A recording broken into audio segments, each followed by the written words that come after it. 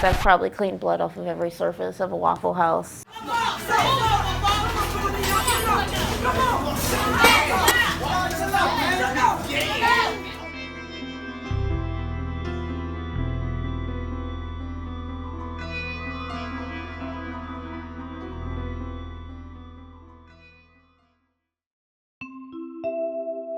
Waffle House is an American icon, a family favorite that has charmed diners for nearly 70 years.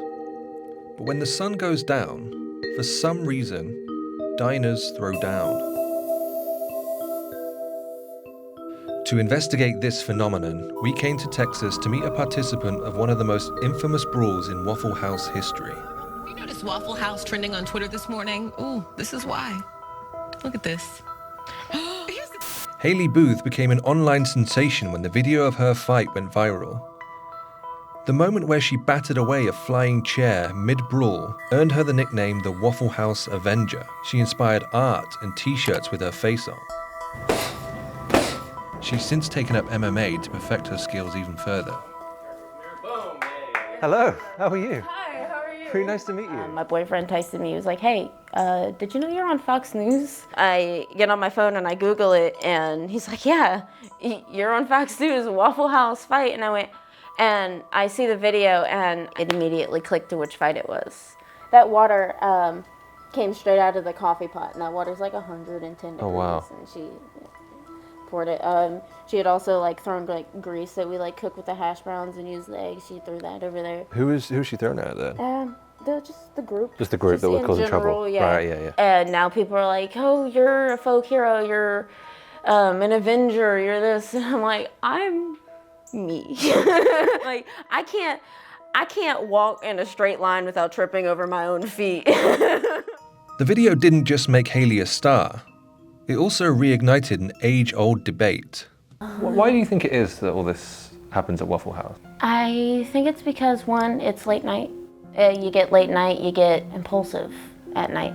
I've seen some pretty crazy things, and you can hear stories, you know, people have been shut up at Waffle Houses. I've worked at ones that have bullet holes in them. Fights, I've probably cleaned blood off of every surface of a Waffle House. Waffle House wouldn't let us film inside for obvious reasons. But maybe it's unfair to single out this beloved American icon, which has brought hope to so many in their time of need. Maybe the problem is much bigger than this one restaurant chain. We went across town to another all-night diner to find out if they faced the same problem. Jatara Robinson has been working night shifts at Star's Cafe for years. Is there a kind of mutual respect as a fellow night shift worker when you saw that catch and that throwback? It was, excuse my language, a badass move. Like, because she caught the chair in the air. Not many people can just catch a chair in the air and throw it back to them.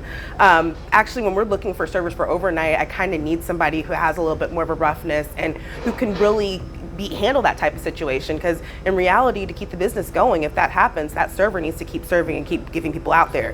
So the fact that she could catch a chair, throw it back, and going back to pouring people's coffee, that's pretty cool. It's the alcohol is the difference, I guess, isn't it? People are coming in late at night, they've had a few drinks. Definitely. People, they're drunk as can be. They don't really have a niceness towards other people. Like, sometimes people will call you out your name, they'll throw things at you, so you can only control yourself so much. So as somebody who's worked in serving industry for a long time, I understand the throwing the chair back at them, because it's like, no, I'm going to protect myself. Alcohol, late nights, and impatient customers, it all makes sense. But here's the thing, this kind of violence isn't just happening in late night diners, it's happening all over, in airports, retail stores, gas stations. To dig deeper, we found a criminologist who was kind enough to humor The Independent. I think that it's certainly the case that, especially since the beginning of the COVID-19 pandemic, that we have seen empirical, verifiable increases in violence against service workers.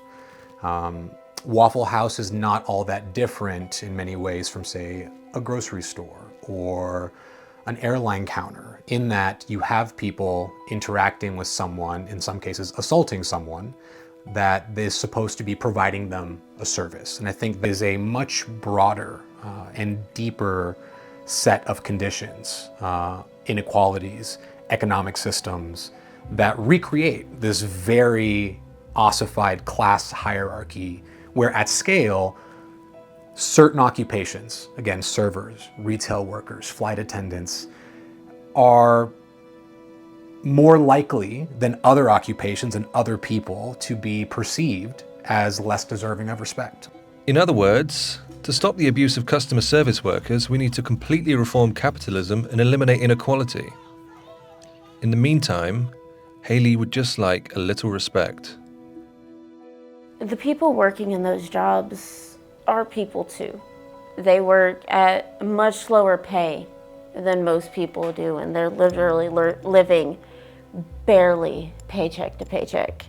It's frustrating, it's hard. Like, you don't know what's happening in that person's life. It's a complete stranger, you know? So treating people with the respect that you would like to be given, it's the golden rule. It's what they teach you when you're 5. Treat others how you would like to be treated.